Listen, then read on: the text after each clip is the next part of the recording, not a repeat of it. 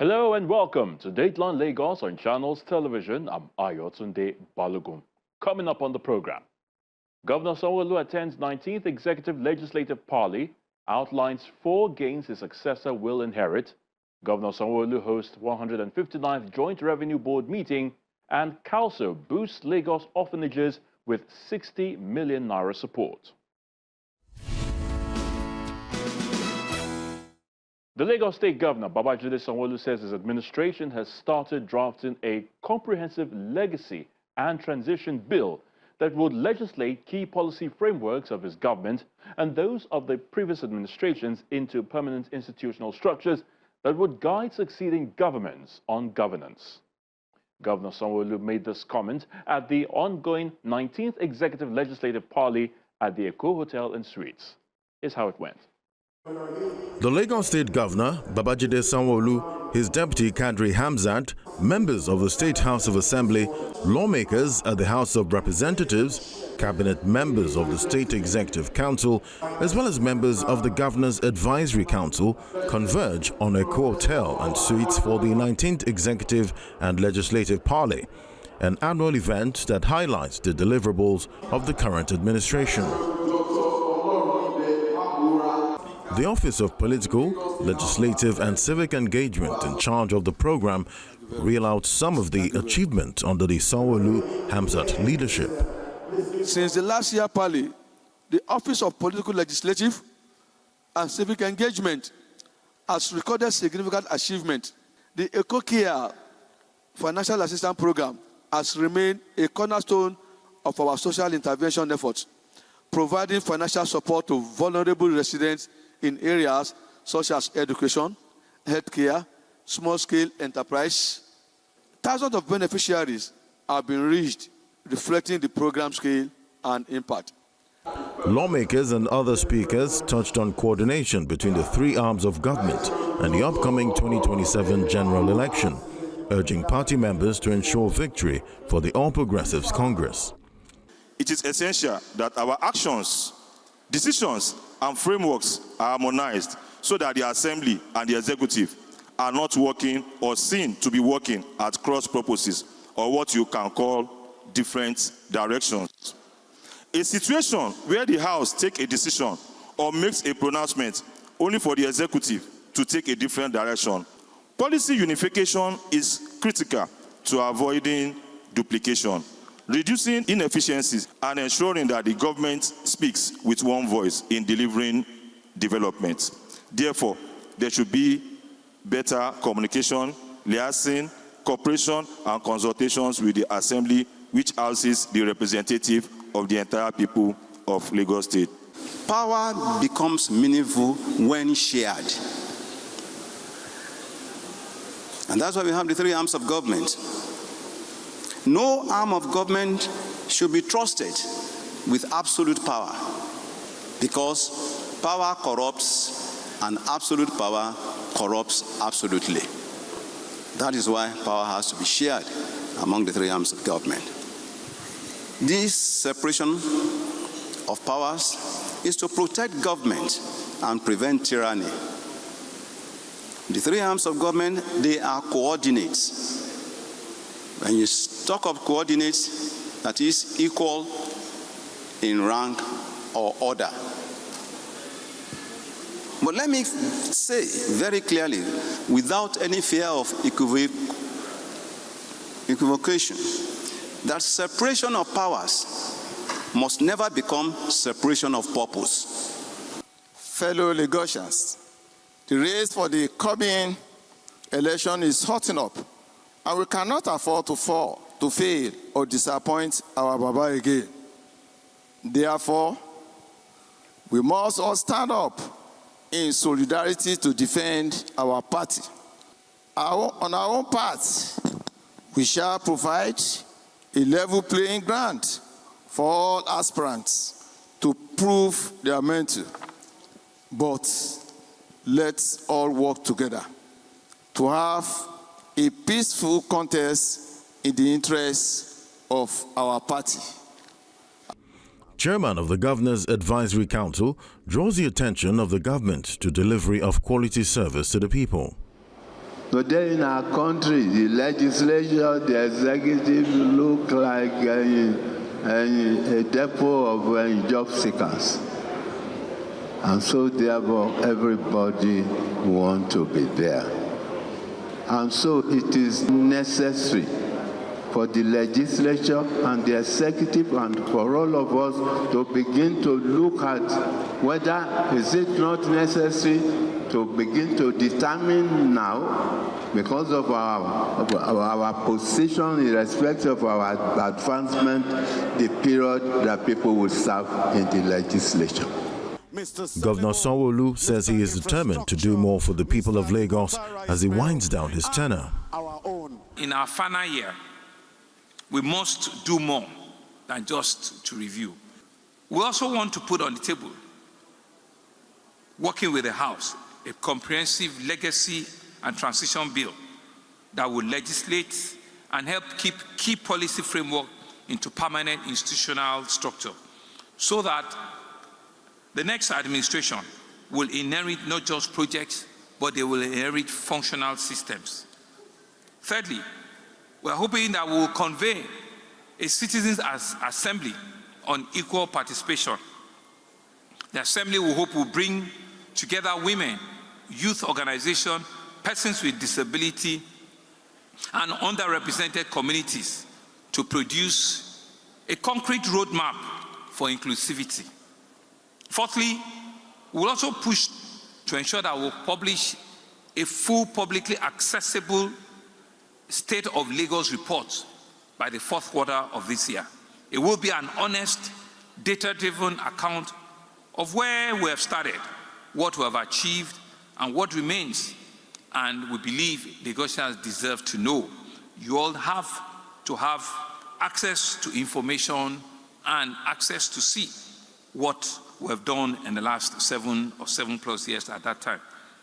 And so to our partners, all of you in this room, from the Lagos State House of Assembly, to our members in the National Assembly, to our leaders and to our political fathers, we want to thank you for your continued engagement over these final months with the same energy and commitment that you have shown throughout.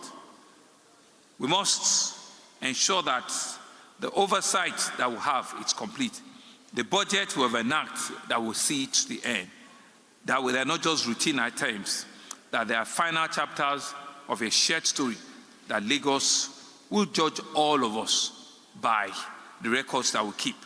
30 resolutions was reached at the parley. Participants at the forum resolved that the executive, legislature and judiciary must strengthen their working relationship through sustained collaboration, coordination, communication and consensus building to ensure efficient governance. The objectives of the parley were, 1, to promote effective collaboration between the executive, legislative and judicial arms. 2, encourage inclusive and equal participation in governance. 3, strengthen policy alignment for efficient service delivery. And finally, 4, to address challenges affecting governance and implementation of policies in the state. In conclusion, the parley resolved that governance is a teamwork and that all parties involved must embrace effective communication, clear accountability, cooperation and sustained political will if the desired result of a greater Lagos Rising Plus is to be achieved. This is the last executive legislative parley for the current administration. All executives on board are willing to deliver on the Themes Plus agenda and ensure governance is felt across the 5 divisions of the state. Governor Babajide Sanwo-Olu, who hosted the Joint Revenue Board meeting at the Lagos House in Marina, charged his colleagues in other states to empower and provide a clear space to work for chairmen of the State Internal Revenue Service to improve internally generated revenue for development and growth across the country. Chairman of the 36 Internal Revenue Services and the Federal Capital Territory arrived at Lagos House Marina for the 159th Joint Revenue Board meeting to deliberate on how to generate more economic growth for the state and the country at large. The host, Governor Babajide Sanwo-Olu, and his deputy make their way into the hall to join the conversation by ensuring that all states comply with the federal government policy on tax payment. LIRS, Dr. Ayo Zubero. The chairman of the Lagos State Internal Revenue Service says the Joint Revenue Board plays a vital role in strengthening Nigeria's tax administration. After a 5-year interval, the Lagos State is once again honored to host this important gathering. This reflects the state's leadership as Nigeria's economic nerve center and its strategic role in national tax administration. Hosting the meeting provides an opportunity to deepen intergovernmental collaboration, strengthen policy alignment, and promote knowledge sharing among revenue authorities. It also enables Lagos State to showcase landmark projects funded by taxpayers' resources, particularly under the visionary leadership of Mr. Governor.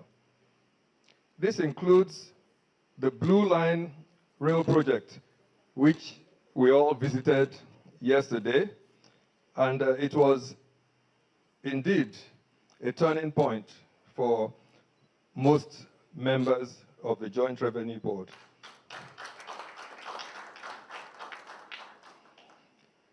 Many of them have vowed to go and replicate similar infrastructural projects.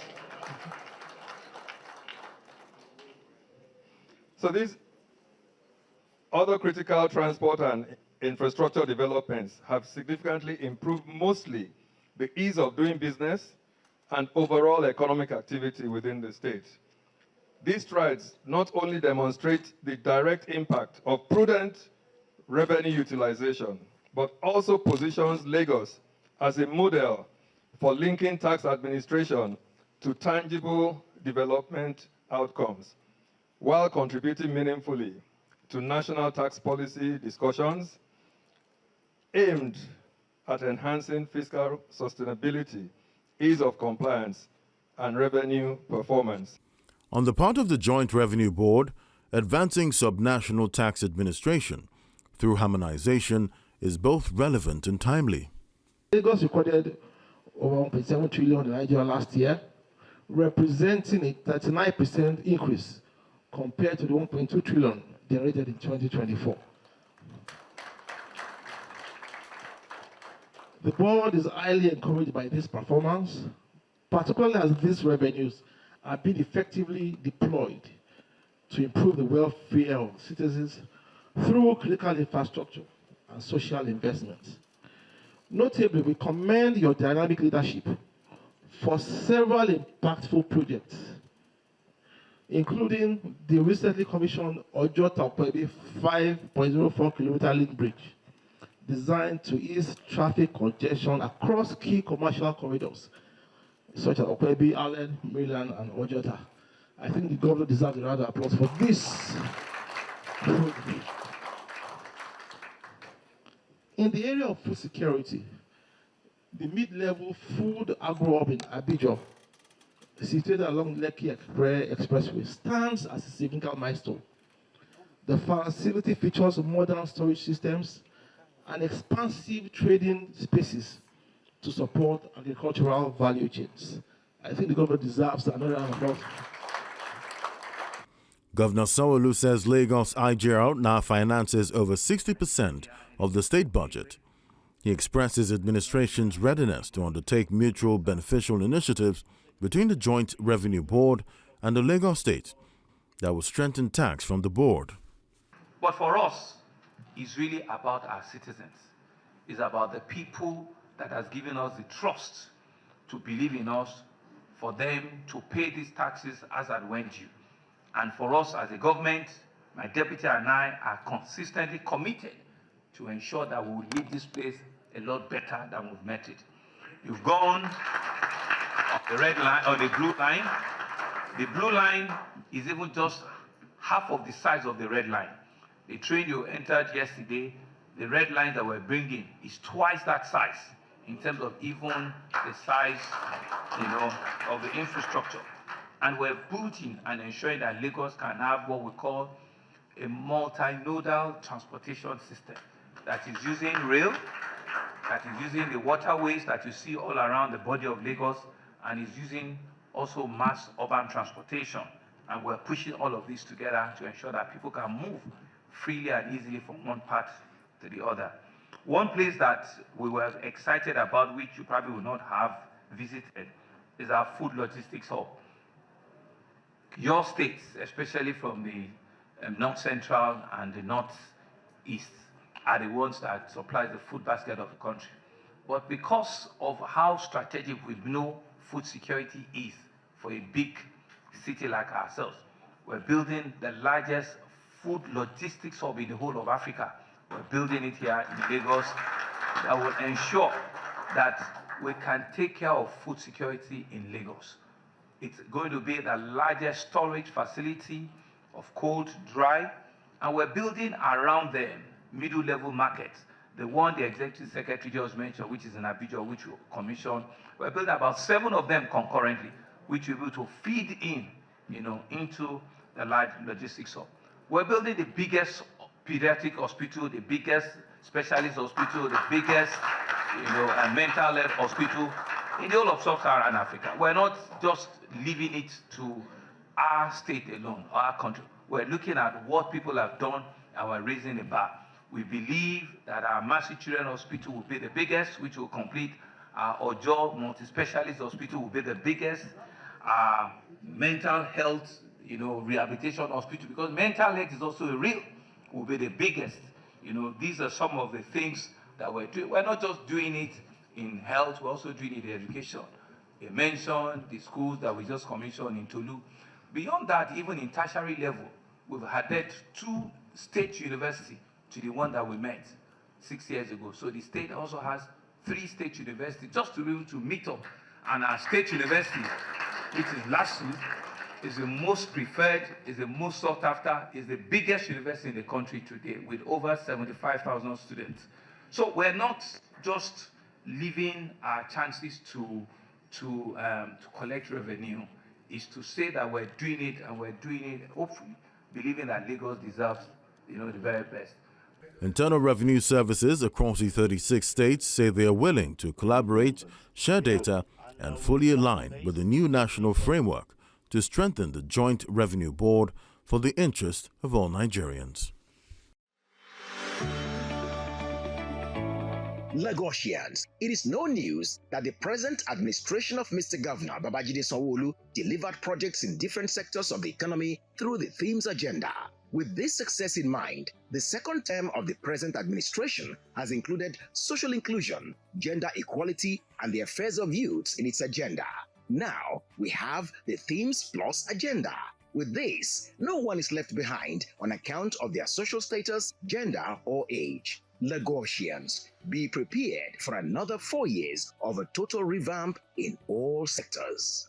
Igbega Ìpínlẹ̀ Èkó, Àjùmọ̀ṣe ni o. And finally on the program, the Committee of Wives of Lagos State Officials, COWSO, under the chairmanship of the wife of the Lagos State Governor, Dr. Ibijoke Sanwo-Olu, has donated household and essential items worth 60 million naira to 11 orphanage homes across the state. Dr. Ibijoke Sanwo-Olu said the initiative reflects the compassion, unity, and the collective responsibility to care for the less privileged, and reaffirms COWSO's commitments to supporting vulnerable children and underserved communities in Lagos State. Oh boy, are you surprised? We have Representatives of 11 orphanage homes in Lagos joined the Committee of Wives of Lagos State officials at the banquet hall of the First Lady's office, Alausa Ikeja, to receive relief materials and support fund from COWSO, led by the wife of the Lagos State Governor, Dr. Ibijoke Sanwo-Olu, to support their services. Despite the fact that we have the Ministry of Education. Mrs. Sanwo-Olu said since the inception of the program in 2020, over 70 orphanage homes have been visited and supported through the provision of essential items and financial assistance running into several millions of naira. As council, we have embraced the responsibility of being a voice for the voiceless, a pillar of support for the underserved, and a bridge of hope for those who might otherwise be forgotten. You are aware that we do have our social welfare department in the Ministry of Youth and Social Development, but like any other profession, there is shortage everywhere. So you have the Jakpa syndrome, but we're trying to change that to the Jakpada syndrome. Our mission goes beyond charity. It is about restoring dignity, nurturing potentials, creating opportunities, whistleblowing. My members of the committee have been involved in 1 or 2 cases where we had to report cases to the Ministry of Youth and Social Development, especially when we go visiting and we notice something fishy in that place. We also report back to the ministry and they take action. Since the commencement of this initiative in 2000, we have remained intentional and consistent in our outreach. I'm proud to share that over 70 orphanages across Lagos have been visited, impacted, and supported through provision of essential items and financial assistance amounting to several millions of naira. What is particularly encouraging is that this initiative has continued to grow in scope and impact year after year. From a humble beginning of 5.5 million, that was what we budgeted then, to just touch the different orphanages. That was in 2020 when I came in. We have witnessed a steady and deliberate increase in the scale of intervention. By the grace of God and through collective commitment, we are presenting items worth 60 million to 11 carefully selected orphanage homes across the state. Just to buttress on that point again, in 2020 we spent 5.5 million. 2021 we spent 10 million. 2022, 13 million. 2023, 23.5. 2024, 31.5. 2025, 42 million. And 2026, 60 million. In total, we have spent a total of 162 million plus on orphanages through the Committee of Wives of Lagos State officials. This remarkable growth is a testament to what can be achieved when compassion is matched with commitment and when good intentions are backed by deliberate action. The lucky beneficiaries from the 5 Ibile divisions of the state, carefully selected by a 33-member committee of council, are grateful for the support rendered to the orphanage homes. We are grateful for this benevolence. Throughout the process, it was a transparent process. We never knew they were coming. There was no selection. It was a random visit, and we were glad that they were impressed with what they saw. We feel seen, we feel acknowledged, and we commend the effort of all the officials involved in this process. We are so grateful to be here today. We are the recipients of a really generous gift by the First Lady and the council team, and we are more than happy. They've done a lot. I mean, this time around, they gave us a solar panel inverter to power the whole house. Then our kitchen is being refurbished for us. Then some of our rooms have been taken care of. Some ceilings that are broken, they did it so very well for. Items to be distributed are also reeled out. The items to be presented today, including smart televisions, deep freezers, standing fans, mattresses and pillows, 5 kVA inverters, big canopies, food items, beverages, toiletries, soaps, among others, have been carefully selected based on needs assessment. There's also some infrastructures that are taking place in the various divisions. Unfortunately, we can't display that one here, and those ones should have been shown on the LED. These are not arbitrary donations. They are targeted interventions designed to address specific gaps and improve the living conditions within these homes. I have no doubt that these items will significantly enhance the welfare of the residents, support caregivers in their daily responsibilities, and create a more conducive environment for growth, learning, and development. At this point, I wish to especially commend and appreciate the 33-member committee for their dedication, resilience, and attention to detail in executing this demanding assignment. Your efforts have ensured the credibility and success of this initiative. While presenting the items to the caregivers and management of orphanage homes, one of them goes down memory lane, highlighting how council has assisted them in meeting the needs of the children. 33 years I've been working in Federal Neuropsychiatric Hospital, Yaba, helping majorly the substance abusers. And we know that in Lagos State, we have a lot to do with this.